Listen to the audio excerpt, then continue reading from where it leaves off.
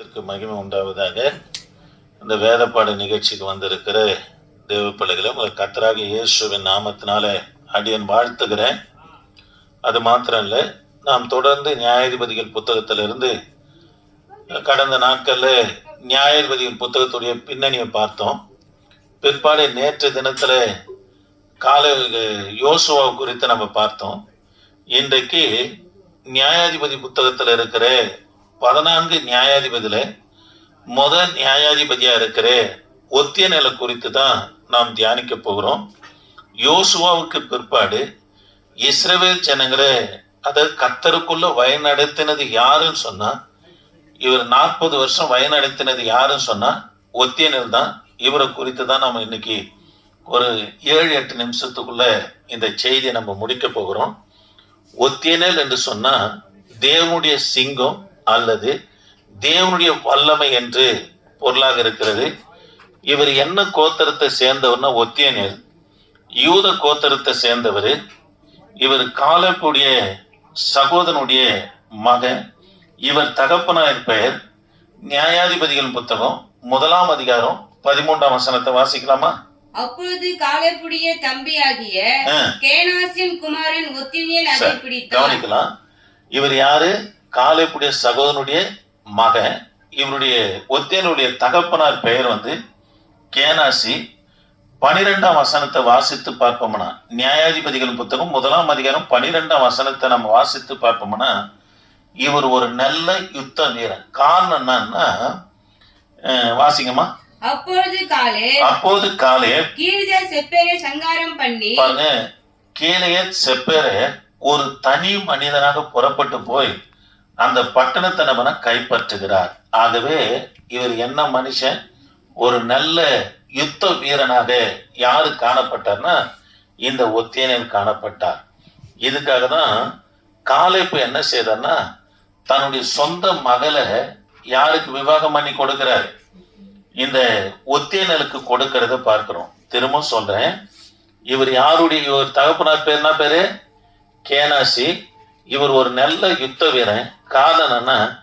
கீலேயாத் செப்பேரு பட்டணத்தை ஒரு தனி மனுஷனாய் புறப்பட்டு போய் கைப்பற்றின நிமித்தமாய் காலேப்பு தன் சொந்த மகளை யாருக்கு திருமணம் செய்து கொடுக்கிறாரு? ஒத்தியனேலுக்கு திருமணம் செய்து கொடுக்கிறார். இவருக்கு ஒத்தியனேலுக்கு 2 மகன்கள் என்ன பண்ணாங்கன்னா இருந்தாங்க. இவரு யோசேப்பு மரித்து 15 ஆண்டுகளுக்கு பிற்பாடு 8 வருஷம் இஸ்ரவேலை யாரு அடிமைப்படுத்தி சிறுமப்படுத்தினாங்க சொன்னா,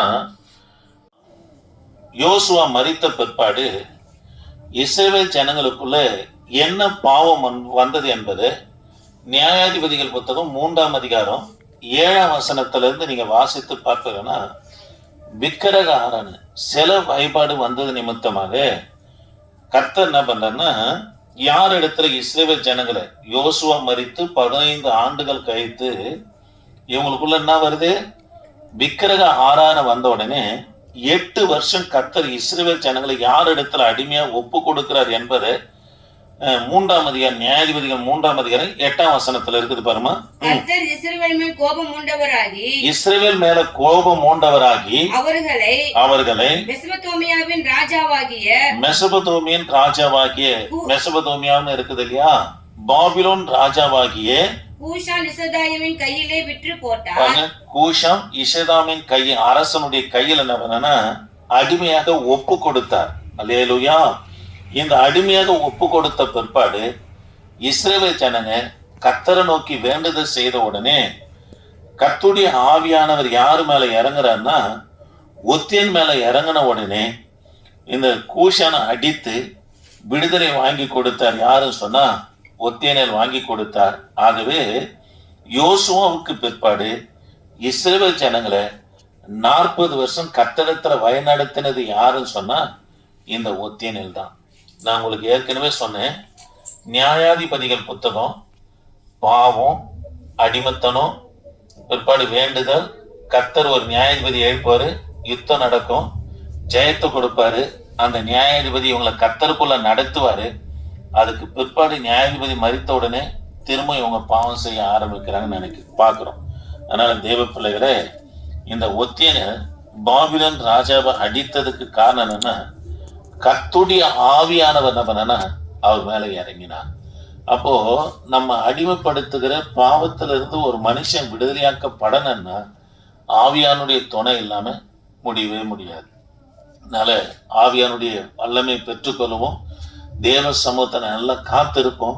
நம்ம அடிமைப்படுத்துகிற எல்லா காரியத்திலிருந்து ஜெயம் எடுக்க என் தேவனாகிய கர்த்தர் நமக்கு உதவி செய்வார். ஆமென்.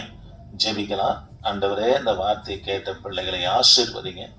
தொடர்ந்து உம்முடைய பிரசன்ன தயவு எங்களோடு இருக்கட்டும். இயேசு நாமத்தில் ஜெபிக்க நல்ல பிதாவே.